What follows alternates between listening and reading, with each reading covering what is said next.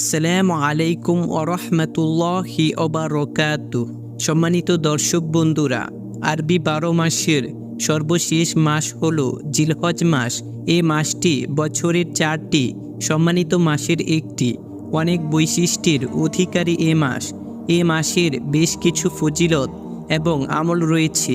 আজকের ভিডিওতে আমরা সেই ফজিলত এবং আমলগুলো সম্পর্কে জানবো ইনশাআল্লাহ। প্রিয় দর্শক, পবিত্র জিলহজ মাস মানে হজের মাস। হজের 3টি মাস রয়েছে, শাওয়াল, জিলকদ এবং জিলহজ। এর মধ্যে প্রধান মাস হলো জিলহজ মাস। এই মাসের 8 তারিখ থেকে 13 তারিখ পর্যন্ত হজের মূল কার্যক্রম সম্পাদন করা হয়। পবিত্র কোরআনুল কারিমে আল্লাহ তাআলা বলেন, হজ হয় সুবিদিত মাসগুলোই শাওয়াল, জিলকদ এবং জিলহজে। এরপর যে কেউ এ মাসগুলোই হজ করা স্থির করে, সে হজের সময় স্ত্রী সম্ভোগ, অন্যায় আচরণ ও কলহ বিবাদ করবে না। আর তোমরা উত্তম কাজ থেকে যাই করো না কেন, আল্লাহ তাআলা তার সব কিছুই জানেন। আর তোমরা পাথেয় সংগ্রহ করো, নিশ্চয়ই সবচেয়ে উত্তম পাথেয় হচ্ছে তাকওয়া। হে বুদ্ধ সম্পন্ন ব্যক্তিগণ, তোমরা আল্লাহরই তাকওয়া অবলম্বন করো। সূরা বাকারা আয়াত 197। প্রিয় দর্শক, বছরের 12 মাসের 4টি মাস বিশেষ মর্যাদা সম্পন্ন। এই 4 মাসের অন্যতম হলো জিলহজ মাস। আল্লাহ তাআলা পবিত্র কোরআনুল কারিমে বলেন, প্রকৃতপক্ষে আল্লাহর কাছে মাসের সংখ্যা 12টি, যা আল্লাহর কিতাব অনুযায়ী সেই দিন থেকে চালু আছে যেদিন আল্লাহ তাআলা আকাশমণ্ডলী ও পৃথিবী সৃষ্টি করেছিলেন। এর মধ্যে 4টি মাস মর্যাদাপূর্ণ। এটি সুপ্রতিষ্ঠিত বিধান। সূরাতুত তাওবা আয়াত 36। প্রিয় দর্শক, এই 4 মাস হলো জিলকদ, জিলহজ, মুহররম এবং রজব। এসব মাসে যুদ্ধ বিগ্রহ, কলহ বিবাদ সম্পূর্ণ নিষেধ। প্রিয় দর্শক, জিলহজ মাসের প্রথম দশকে আছে বিশেষ কিছু আমল। পবিত্র জিলহজ মাসের চাঁদ ওঠার পর থেকে 9 তারিখ পর্যন্ত দিনে রোজা রাখা এবং রাতে বেশি বেশি ইবাদত করা উচিত, যথা নফল নামাজ আদায় করা, কোরআন তেলাওয়াত করা, তাসবিহ, তাহলিল, দোয়া, দরুদ, তাওবা, ইস্তেগফার ইত্যাদি। হযরত আবু হুরায়রা রাদিয়াল্লাহু তাআলা আনহু থেকে বর্ণিত, রাসূল সাল্লাল্লাহু আলাইহি ওয়াসাল্লাম বলেন, জিলহজের 10 দিনের ইবাদত আল্লাহর কাছে অন্য দিনের ইবাদতের তুলনায় অত্যন্ত বেশি প্রিয়। প্রতিটি দিনের রোজা 1 বছরের রোজার মতো, আর প্রতি রাতের ইবাদত লাইলাতুল কদরের ইবাদতের মতো। সুবহানাল্লাহ। তিরমিজি। প্রিয় দর্শক, হিজরি সালের সর্বশেষ মাস জিলহজ মাস। মহান আল্লাহ তাআলা এই মাসকে সম্মানিত করেছেন। এ মাসের প্রথম 10 দিন অত্যন্ত মর্যাদাপূর্ণ।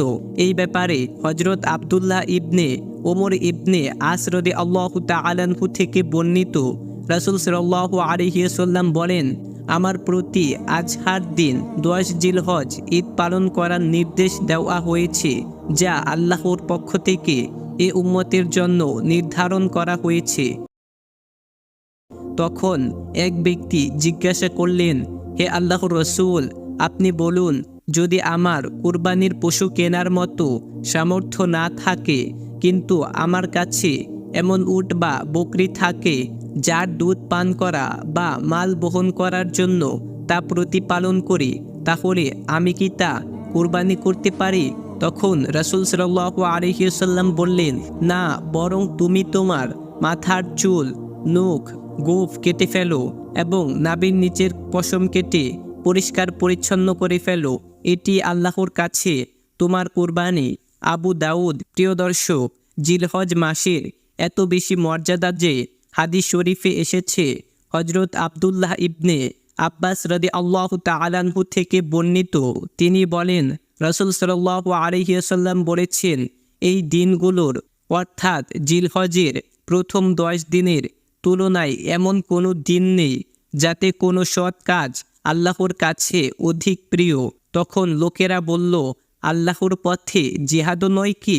তখন তিনি বললেন, আল্লাহর পথে জিহাদও নয়, তবে কোনো মুজাহিদ ব্যক্তি যদি তার জানমাল সহ বের হয়ে যায় এবং তার কোনো কিছুই নিয়ে আর ফিরে না আসে, অর্থাৎ শাহাদাত বরণ করে, হয়তো তার সমান হতে পারে। সহিহ বুখারী। হযরত আবু হুরায়রা রাদিয়াল্লাহু তাআলা আনহু থেকে বর্ণিত, রাসূল সাল্লাল্লাহু আলাইহি ওয়াসাল্লাম বলেন, যে ব্যক্তি সক্ষমতা থাকা সত্ত্বেও কুরবানি করল না, সে যেন আমাদের ঈদগাহের কাছেও না আসে। জিলহজ মাসের 9 তারিখ ফজর থেকে 13 তারিখ আসর পর্যন্ত ফরজ নামাজের পর একবার তাকবীর বলা ওয়াজিব। পুরুষেরা স্বাভাবিক স্বরে আর মহিলারা নিচু স্বরে এ তাকবীর বলবেন। তাকবীরটি হলো আল্লাহু আকবার, আল্লাহু আকবার, লা ইলাহা ইল্লাল্লাহু, আল্লাহু আকবার, আল্লাহু আকবার, ওয়ালিল্লাহিল হামদ। প্রিয় দর্শক, দুনিয়ার সেরা আত্মত্যাগের মাস জিলহজ মাস।